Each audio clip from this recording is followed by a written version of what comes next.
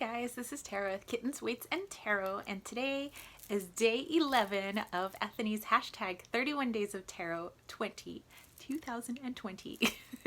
And today's prompt asks us what our favorite depiction of the High Priestess is in which tarot deck and why. So in which deck do I prefer my High Priestess? And I decided to choose, I think the best High Priestess card, in my opinion, and by the way, this is probably going to differ from a lot of people's opinions, which I can't wait to see your opinions, comes from one of my fave decks that I don't use that often because it is very special to me, and that is the Journey into Egypt Tarot. Woo, highlights, hello. So the Journey into Egypt Tarot by Julie Cuccia Watts, and I got this a while back. It's been signed and all that good stuff, and I just think that the High Priestess card, let's see if I can do this without much, there we go, without much highlight for you guys. Check out that High Priestess card. So here we have, in Egyptian pantheon, we have Nut. So Nut is kind of like our sky goddess, sort of. So she is the stars, she is the sky. She is, looks kind of over everyone. And so here we have this woman down here, and she is also connected in these stars. So she is just like Nut. And then just look at the celestial background, the colors. And you still have the pillars here, but in Egyptian culture, the pillars are the lotus flowers. So you see like the lotus up here, which also you would see sometimes in papyri or Egyptian depictions, where somebody's extending kind of like the lotus flower, and they're breathing in the life, they're breathing in that lotus, that sweet smell.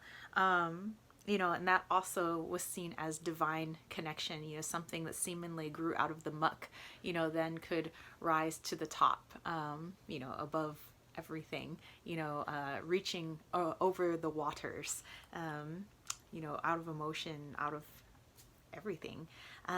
So for me, wow, the sun's coming in kind of intense, so I'm trying to keep from getting blown out.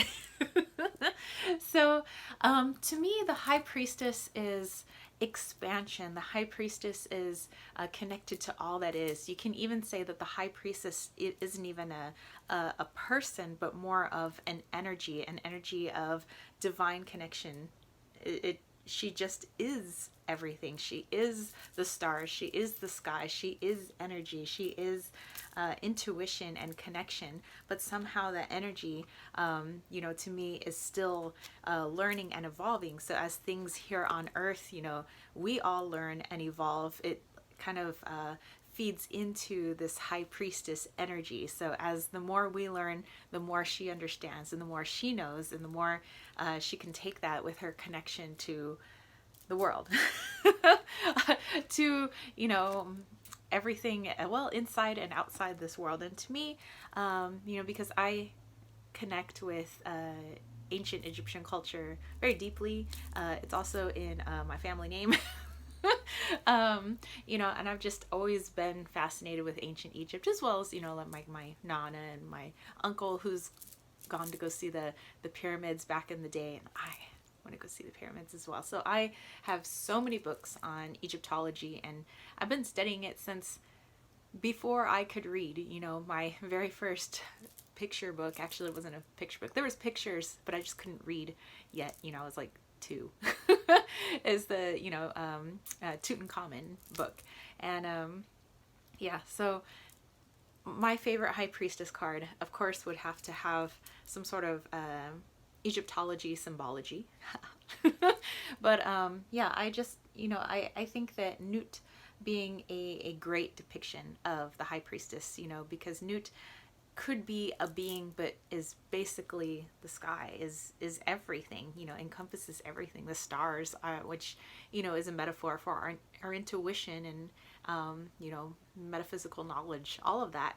And so I think that's a fantastic depiction. Let me see if I can get in there for you guys without it being too much glare.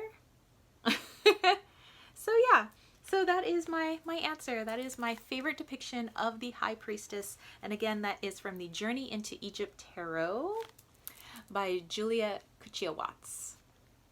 So yeah, anyway, I look forward to seeing what other people's responses are to this, because, you know, this is, I think everybody might have a different deck. Everybody might have, you know, a very different answer, and I think that's going to be fascinating. So anyway, I will catch you spiritual homies later tomorrow for day 12. And wow, we'll be 12 days into 2020. How time flies. Anyway, I'll catch you spiritual homies tomorrow. And if you dug this video, don't forget to give it a thumbs up. Don't forget to click subscribe. And don't forget to click that ding, ding, ding notification bell for more videos just like this. And if you want to catch a reading from me, head over to www.kittenswaitsandtarot.com. And if you want to throw a little High Priestess money my way, think about joining that KWT tribe over at patreon.com/kittenswaitsandtarot. There's lots of good stuff over there. There is weekly, no longer doing card pulls, but channeled messages. So there's weekly channeled messages. There are monthly crystal grids. There are monthly live chats. There are healings. There's mediumship live chats. There's all kinds of stuff. So definitely go check it out. And I will catch you spiritual homies tomorrow. And hedgehogs, why don't they just share the hedge? No! Anyway, peace, love, and chicken grease. Peace out.